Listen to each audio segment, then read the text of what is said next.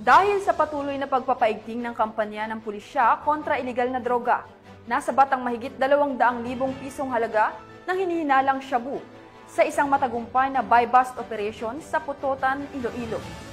Magbabalita dyan si Patrol Woman Lynette Sablon.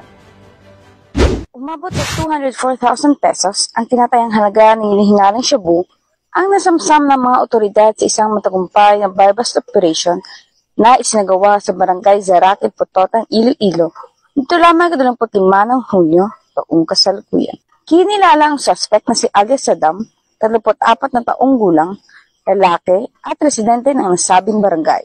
Ayon sa ulat ng Putotan Municipal Police Station, nakumpiska mula sa suspect ang 7 heat seal transparent plastic sachet na naglalaman ng inihinanang shabu na may kabuuang timbang na higit sa 30 gram.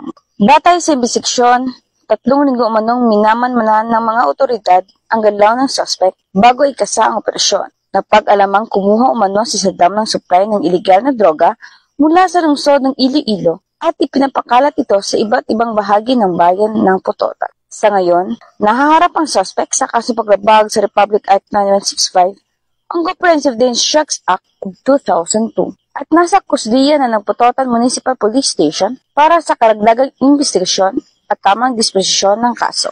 Patunay ito ng patuloy na dedikasyon ng Philippine National Police sa paglaban sa iligal na droga at sa pagbibigay ng ligtas na pamayanan para sa bawat Pilipino.